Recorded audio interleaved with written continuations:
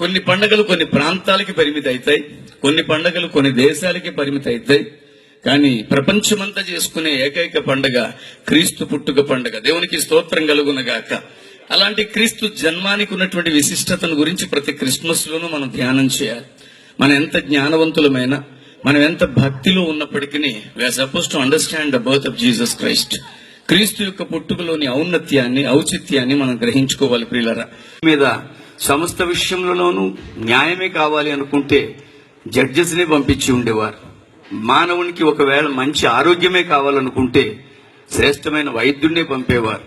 కానీ వీటికి మించినటువంటి కార్యం చేయడానికి దేవుడు ఇష్టపడ్డాడు. ఎందుకంటే మానవుని ఆత్మకు విడుదల కావాలి కనుక ఆ ఆత్మను పాప పంకిలమైనటువంటి ఈ జీవితంలో నుంచి బయటకు వచ్చిన తర్వాత దానికి పరిపూర్ణమైన విమోచన అనుకరించడానికే తన ప్రియకుమారుడిని యేసుక్రీస్తుని మానవ రూపంలో పంపించడానికి భగవంతుడు నిశ్చయించుకున్నాడు. ఎందుకంటే ఈ క్రిస్మస్ వేడుక సందర్భంలో ఒక సత్యాన్ని మీతో మాట్లాడుతున్నాను. Everyone has to die at one moment and at one time. అందరూ ఎవరైనా సరే మరణించాల్సిందే. మరణించినప్పుడు జరిగే ఒక అద్భుతమైన కార్యం ఏంటంటే, ఈ క్రైస్తవ భక్తి జీవితంలో మరణానంతర జీవితానికి చాలా విలువిస్తుందండి. ఇది నేను అంటున్నాను. బైబిల్ నెవర్ టీచర్స్ అబౌట్ భక్తి. భక్తిని గురించి బైబిల్ ఎక్కడ నేర్పించదు. బైబిల్ నేర్పించేది జ్ఞానం. Bible teachers about wisdom. ఇందాక ఒక మంచి సీనియర్ ఒక ఆయన మాట్లాడుతూ, నేను ఇంతవరకు బైబిల్ చదవలేదన్నారు. That's why you are gifted Bible. This is the right time to read the Bible. ఇంతవరకు బైబిల్ చదివే అవకాశం లేకుండా ఉన్నాయన బైబిల్ చదివితే జ్ఞానము అనేది మనకి తెలుస్తుంది. పిల్లరా, ఏంటి పార్థివ దేహం. ఈ మధ్యన అబ్దుల్ కలాం గారు చనిపోయారు. ఆయన ఫోటో పేపర్లో వేసినప్పుడు క్రింద రాశారు, గౌరవనీయులైన అబ్దుల్ కలాం గారి యొక్క పార్థివ దేహం.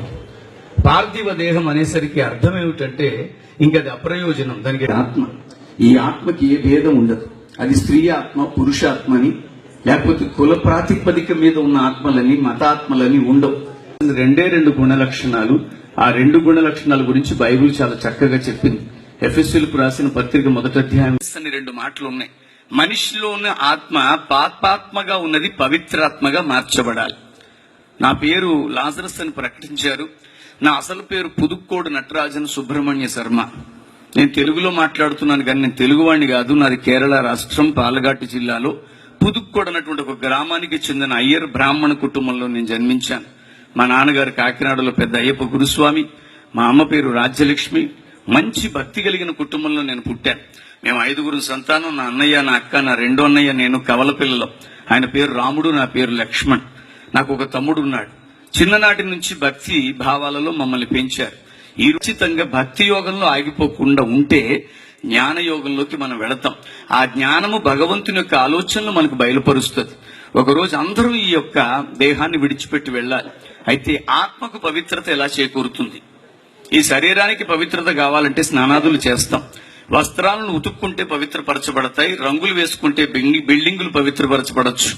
అంతరింద్రియాలు పాడైపోయినా సరే వాటికి కూడా ఈ రోజు ట్రీట్మెంట్స్ వచ్చేసే పవిత్ర చేసుకోవచ్చు. కానీ వాట్ అబౌట్ యువర్ స్పిరిట్? నీలో ఉన్నటువంటి ఆత్మకు పవిత్రత ఎలాగ ఆపాదించబడుతుంది? సాధారణంగా అందరంటారు, ఈ క్రైస్తవులు ఎప్పుడు కూడా పాపం గురించి మాట్లాడతారు, క్రైస్తవులు ఎప్పుడు పాపాత్ములు అని అంటూ ఉంటారని. క్రైస్తవ్యమే కాదు, మనకున్న సమస్తము పాపం పోగొట్టుకోవడానికే చేస్తున్నాం ప్రయత్నం. నేను ఎన్నో అయ్యప్ప స్వామి భజనలు చేశాను ఇలాంటి వేదికల మీద. ఈ కొవ్వూరు, రాజమండ్రి ప్రాంతాలకి మండపాలు కట్టడానికి నన్ను ప్రత్యేకంగా తీసుకొచ్చేవారు. చివరిలో ఒక ప్రత్యేకమైన మాట అంటారు. భజనంతా అయిపోయిన తర్వాత, పూజంతా అయిపోయిన తర్వాత, అరుంజుం మరియామలం తిరుంజుం తెరియామలం నాంగళ్ సెయ్య ఎల్లా పావంగళై పొరుత్తు కాతి రక్షిక్యం సత్యమాన పొన్నుపదినెట్టాంబడిలు వసిక్యం అని మలయాళంలో చెప్తారు. అందులో ఒకే ఒక్క ఉద్దేశం ఉందండి. అరుంజుం మరియామలం అర్థం కాక అనాలోచితంగా, తెరుంజుం తెరియామలం తెలిసి తెలియక, నాంగళ్ చెయ్య ఎల్లా పావంగళై మేము చేస్తున్న ప్రతి పాపము నుంచి పొరుత్తు కాతి రక్షిక్యం కాచి కాపాడి రక్షించు దేవా అని అర్థం. రక్షకుని కొరకు చూస్తుంది మానవ ఆత్మ. ఈ రోజు నేను అంటున్నాను, ఏ బ్రహ్మ దగ్గరికి వెళ్ళినా, ఏ పూజారి దగ్గరికి వెళ్ళినా, ఏ పంతులు గారి దగ్గరికి వెళ్ళినా చేతిలో తీర్థం పోస్తూ 3 మాటలు అంటారు. అకాల మృత్యుహరణం అంటే సడన్ గా చావు రాకుండా, సర్వరోగ నివారణం ప్రతి రోగము నివారింపబడాలని, సమస్త పాపక్షయకరం. క్రైస్తవులే కాదండి, ఎవరైనా సరే పాప భీతి ఉన్నవారే. పాపం నుంచి బయటికి రావాలన్న చేస్తున్న ప్రయత్నాలు మీ ముందుంచుతున్నాను. సమస్త పాప క్షయకరం అని ఏ భగవంతుడైతే ఆ భగవంతుడి పాదాల మీద నుంచి కార్చబడిన నీరు పాదోదకం అంటే పాద ఉదకం, ఉదకము అనగా సంస్కృతంలో నీరు. ఆ నీరు మనలను పావనులు చేస్తుందని తీర్థం పోస్తారు. నేను చెప్పినంత తీరిక బ్రహ్మగారికి ఉండదు కానీ చాలా వేగంగా చెప్పేస్తారు. అకాలమూర్తి అరుణం సర్వరోగ నివారణ సంస్థ భావశేఖర్ అని పెట్టుకున్న వెంటనే మనం అనుకుంటాం పావనులం అయిపోయామని. కానీ ఒక తీర్థం వలన పావనులం అవుతామని మనకున్నటువంటి వేదాలు కూడా చెప్పట్లా. యేసుక్రీస్తుని ఈ పరిశుద్ధ గ్రంథం పరిచయం చేయడానికి ముందే వేదాలు చాలా స్థలాల్లో చెప్పింది. యేసుక్రీస్తు కంటే 4000 సంవత్సరాలకి పూర్వం ఈ భారత పుణ్యభూమి మీద 4 వేదాలు రాయబడ్డాయి. దేవునికి మహిమ కలుగునగాక. యేసుక్రీస్తు కంటే 1000 సంవత్సరాలకి పూర్వం రామాయణ, మహాభారత, భాగవత గాథలు ఈ భారత భూమి మీద ఉన్నాయి. వాటికి చారిత్రాత్మకమైన పరిశుద్ధ గ్రంథానుసారమైన రుజువులు ఉన్నాయి. అలాంటి వేదాలలో ఒక వేదం అంటుంది, పాపం ఒక తీర్థం వలన పోదని, సర్వపాప పరిహారార్థో, ప్రతి పాపము పరిహరింపబడాలంటే రక్త ప్రోక్షణం అవశ్యం, రక్తము చిందింపబడడం అవసరం. తద్రక్తం పరమాత్మేన, ఆ రక్తము పరమాత్ముని రక్తమై ఉండాలి. ఎందుకు పరమాత్ముని రక్తమైంది? నరుని నాసికారంధ్రములో ఆయన జీవవాయువును ఊదగా నరుడు జీవాత్మ ఆయను. ఈ జీవాత్మ ఎవరిది? పరమాత్మది. ఒకరోజు తిరిగి పరమాత్మనికి అప్పగించవలసిన బాధ్యత ఆత్మను కలిగి ఉన్న ప్రతి శరీరికి ఉంది. కనుక తద్రక్తం పరమాత్మేన పుణ్యదాన బలియాగం, ఆ బలియాగానికి సంబంధించిన పుణ్యప్రాప్తి ఆ మానవుడికి కలుగుతుంది. ఇరును తృణీకరించట్లేదు కానీ అవేం చెప్తున్నాయో ఆ సత్యాన్ని మీతో మాట్లాడుతున్నాను. రక్షకుడైన యేసుక్రీస్తు పుట్టుక వెనుకున్నటువంటి అద్భుతమైన రహస్యం అదే. ఆయన ఈ రోజు లోకానికి ఒక గొప్ప వెలుగుగా ఆయన రావడం జరిగింది. నేను అరగుండు చేయించుకొని జంధ్యం వేసుకోవడం మాత్రమే కాదు ప్రియులారా, నేను ఖచ్చితంగా ఓం భూర్భవత్సువః తత్సత్వితుర్వరేణ్యం భర్గో దేవస్య ధీమహి ధియో యోన ప్రచోదయాత్, ఇది గాయత్రి మంత్రం 101 సార్లు చెబితే తప్ప మంచినీళ్లు తాగి అలవాటు లేని భక్తిలో పెంచబడ్డాను. విచిత్రం ఏంటంటే అది చదువుతున్నంత కాలం దాని అర్థం నాకు స్ఫురణకి రాలేదు, తెలియలేదు కూడా. ఈ పరమ పవిత్ర గ్రంథం నా జీవితంలోకి వచ్చిన తర్వాత దాని అర్థం తెలిసింది. ఈ భారతదేశంలో ఉన్న 3 దేవతల్లో ఒక్క పేరు ఉండదు అందులో. 2 విశిష్టమైన మాటలు అందులో ఉన్నాయి. అందులో మొట్టమొదటిది దేవస్య ధీమహి. ఈ భూమి మీద ఉన్న అన్ని నామముల కంటేను పైనామముగా ఉన్నవాడా, అది ఎందులో ఉందో తెలుసా? నా బైబిల్లోనే ఉంది. లోకస్తులు ఈ రోజు చూస్తున్నటువంటి ఈ వెలుగుని అర్థం చేసుకోలేకపోతున్నారు. అందుకనే ధియోయోన ప్రచోదయాగతిలో చెప్పబడుతుంది, లోకస్తులు లోకేశులు తెగిన తుది అలోకంబగు ఆలోకములో పెంచీకటి ఆవల వెలుగుతున్న ఓ వెలుగా అని గజేంద్ర మోక్షంలో చెప్పబడిన ఆ వెలుగునే ఈ రాత్రి నేను యేసుక్రీస్తుగా ప్రకటిస్తున్నాను. దేవునికి స్తోత్రం కలుగునగాక. ఆ వెలుగు లోకములోనికి వచ్చెను. అయితే ఈ లోకము దాన్ని గ్రహింపకుండునట్లుగా అవిశ్వాసులైన వారి మనోనేత్రములకు గ్రుడ్డితనాన్ని కలిగిస్తున్నాడు ఈ లోక సంబంధమైన దేవత. నేను అంటున్నాను, ఇక్కడ దేవత అంటే ఎవరినో మీరు పోల్చుకోవద్దు. అపవాది లేక సాతాను భయంకరమైన కార్యాలు. ఇందాక ఒక ఆయన ఎవరో మాట్లాడుతూ చెబుతున్నారు, ఏమని? ఒక ప్రాంతమంతా అట్టుడికిపోతోంది, తగలబడిపోతుంది అన్నారు. ఎందుకంటే కరుడు గట్టిన మనస్తత్వాలుగా మార్చేస్తున్నాడు ఈ సాతాను. ఈ రోజు అర్థం కాకుండా చేయడానికి మనోనేత్రాలు మూసుకుపోతున్నాయి. మనోనేత్రాలు మూసుకున్నంతసేపు మహానుభావుడైన యేసు అర్థం కాడండి. అందుకని యేసు ప్రభుకి రకరకాల పేర్లు పెట్టుకుంటారు. నేను అంటున్నాను మీకు అర్థం అవడం కొరకు, 5 literally they were blind, they could not able to see anything. ఆ 5 కులం తక్కువ వాళ్ళకి దేవుడని, అమెరికా దేవుడని, ఆస్ట్రేలియా దేవుడని ఎన్నో పేర్లు పెడుతున్నారు. కానీ ఎవడు ఎన్ని పేర్లు పెట్టినా యేసు యేసే. దేవునికి స్తోత్రం కలుగునగాక. ఇది ఎప్పుడు అర్థమవుతుంది? వాళ్ళు లిటరల్ గా they are not able to see. వాళ్ళకి కళ్ళు లేవు గనక వాళ్ళు గమనించలేకపోయారు. వాళ్ళ కళ్ళు లేవు గనక వారు కనిపెట్టలేకపోయారు. వాళ్ళు కళ్ళు లేవు గనక వారు ఏదైతే ఊహించుకుంటున్నారో అదే చెప్పారు.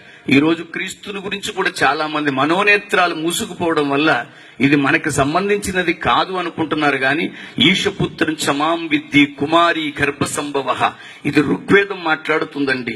సామవేద తాండి ఆ బ్రాహ్మణం చెప్తుంది. ఏకాదశ ఉపనిషత్తుల్లో ప్రభుని గురించి వ్రాయబడి ఉంది. ఓం శ్రీ బ్రహ్మపుత్రాయ నమః. బ్రహ్మపురాణం మీరు ఎంత చదివినా బ్రహ్మకి పుత్రిక ఉంది కానీ కుమారుడు లేడు. మరి ఎవరి కుమారుడు? ఓం శ్రీ బ్రహ్మపుత్రాయ నమః అనే మాటకు అర్థం ఏంటి? ఓం శ్రీ పంచగాయాయ నమః, ఓం శ్రీ కన్యసుతాయ నమః, ఓం శ్రీ విధిష్ఠరాయ నమః, ఓం శ్రీ అజముగాయ నమః. అజము అంటే గొర్రె అని అర్థం అండి. మనకున్నటువంటి సహస్ర నామావళిలో ఇవన్నీ ఉన్నాయి. వీటన్నిటిని బట్టి ఇవన్నీ ఎవరిని సూచిస్తున్నాయంటే, ఇదిగో లోక పాపములను మోసుకొని పోవు దేవుని గొర్రెపిల్లగా అవతరించిన ప్రభువుని గురించే. దేవునికి స్తోత్రం కలుగునగాక. కనుక ఆ ప్రభువుని విజ్ఞానముతో లేక జ్ఞానముతో అర్థం చేసుకోవడానికి ప్రయత్నం చేస్తే పాపాన్ని నుంచి మనల్ని కాపాడడానికి పుట్టాడే తప్ప మత స్థాపకుడిగా ఆయన పుట్టలేదు. ఆ మాటలు ముగించే ప్రయత్నం చేస్తున్నాను. యేసుక్రీస్తు కంటే 563 సంవత్సరాలకి పూర్వం ఒక మహానుభావుడు జన్మించాడు. ఆయన ఉత్తమమైనటువంటి స్థితిలో రాజయ్యాడు, వివాహం చేసుకున్నాడు, బిడ్డగన్నాడు. ఒక రోజు ఆయన రోడ్డు మీదకి వచ్చినప్పుడు అడుక్కునే వాడిని ఒకరిని చూసి ఏందయ్య ఇతను చేస్తున్నాడంటే, ఇతను భిక్షాటన చేస్తున్నాడు రాజా. ఎందుకు చేస్తున్నాడంటే అందరి పరిస్థితి మంచిది కాదు, కొందరు ఉన్నవాళ్లు కొందరు లేని వాళ్ళు అనేసరికి ఓహో మానవ జీవితంలో ఇది ఒకటి ఉందనుకున్నాడు. మరో సందర్భంలో బయటకు వచ్చినప్పుడు ముడతల పడిపోయిన దేహస్తున్న ఒకరిని చూసి ఏంటంటే ఇతను ఇలాగున్నాడంటే వార్ధక్యంలో ఉన్నాడన్నాడు. మానవ జీవితంలో ముసలితనం అనేది ఒకటి ఉందని గ్రహించుకున్నాడు. అంత మాత్రమే కాదు, మరొక సందర్భంలో బయటకు వస్తే పాడి మీద పెట్టుకుని ఒకరిని మోసుకొని వెళుతుంటే ఎందుకంటే అతను అలా పట్టుకెళ్తున్నారంటే అతను పట్టుకెళ్ళట్లేదు, అతను పోయాడన్నారు. పోవడం ఏమిటంటే మరణం అనేది ఒకటి ఉందన్నప్పుడు విశిష్టంగా మానవ బ్రతుకుల్లో భగవంతుడికి ఏదో ఉద్దేశాలున్నాయి. ఇవన్నీ నేను తెలుసుకోవాలని భక్తి యోగములో ఉన్నటువంటి ఆ మహానుభావుడు జ్ఞానయోగానికి ప్రయత్నించి బోధి వృక్షం కింద కూర్చొని జ్ఞాన సముపార్జన చేసి గౌతమ బుద్ధుడుగా విరాజిల్లాడు. దేవునికి స్తోత్రం కలుగునగాక. ఆ గౌతమ బుద్ధుడు ఒక ప్రత్యేకమైన పుస్తకం రాసి ఏమన్నారంటే, నా వెనక వచ్చు వాడు యోగ్యుడైన వాడు, ఎవరైతే ఆయన యందు విశ్వాసం ఉంచుతారో వారిని మోక్షానికి తీసుకెళ్తారని ఆయన రాసినటువంటి ఒక ప్రత్యేక పుస్తకంలో చెప్పబడింది. అంత మాత్రమే కాదు, ఆయన బౌద్ధ మతాన్ని స్థాపించి అనేక మంది హైందవులను బౌద్ధులుగా మార్చారు. ఆయన వెనకాల వచ్చిన మహాముని జైను గారు జైను మతాన్ని స్థాపించి అనేక మంది హైందవులను జైనులుగా మార్చారు. ఆయన వెనకాల వచ్చిన గురునానక్ గారు సిక్కు మతాన్ని స్థాపించి అనేక మంది హైందవ భక్తులను సిక్కులుగా మార్చారు. నా యేసు ప్రభు ఏ మతం స్థాపించలేదు, ఏ హైందవుణ్ణి క్రైస్తవుడిగా జైలా. ఆయన మార్చడానికి రాల, మనం మారాలి క్రైస్తవులుగా. దేవునికి స్తోత్రం కలుగునుగాక. ఆయన అలాంటి కార్యమే చేయలేదు, ఆ కార్యం చేయడానికి ఆయన రాలేదు. ఈ రోజు యేసుక్రీస్తుని అలాంటి ఒక పాజిటివ్ ఐజ్ తో, లేకపోతే నీకున్న జ్ఞాననేత్రంతో కనిపెడితే ప్రభు దొరుకుతాడు. కృపనివ్వడానికి వచ్చాడే తప్ప మతం మార్చడానికి రాలేదు. ఈ క్రిస్మస్ సందర్భంలో నేను మరొక మాట చెప్తున్నాను. నేను అన్నవరం దేవస్థానంలో అర్చకత్వంలో నిలబడిన అనుభవం నాకుంది. ఇంద్రగంటి గోపాలకృష్ణ గారని ప్రధాన అర్చకులుగా పనిచేసి రిటైర్మెంట్ తీసుకున్నారు. వారి కుమారులు ఎప్పటికీ ఇంద్రగంటి బెనర్జీ గారని ఒక ఆయన అర్చకత్వంలోనే ఉన్నారు. నేను అక్కడికి వెళ్ళినప్పుడు అందరి చేత పుష్పాలు పట్టించి ఒక మాట చెబుతాం, యాని కానిచ పాపాని, by any means we are under sin, యాని కానిచ పాపాని జన్మాంతరకృతాని చ తాని తాని ప్రదక్షంతి పదే పదే, పాపోహం పాపకర్మాణం పాపాత్మ పాప సంభవ. మన పుట్టుకే సంభవం, పాపంతోనే పుట్టింది. మన ఆత్మే పాపం, పాపాత్మ పాపకర్మ, ఇవన్నీ పాపాన్ని గురించే చెబుతున్నాయి. అప్పుడు అంటారు, పాపోహం పాపకర్మాణం పాపాత్మ పాప సంభవ త్రాహిమాం కృపయా దేవా శరణాగత వత్సల. కృపను అనుగ్రహించువాడా నిన్ను మేము శరణు వేడుతున్నాము అని అర్థం. ఎవరు చెప్పినా దీనికి ఇదే భావం చెప్పాలి.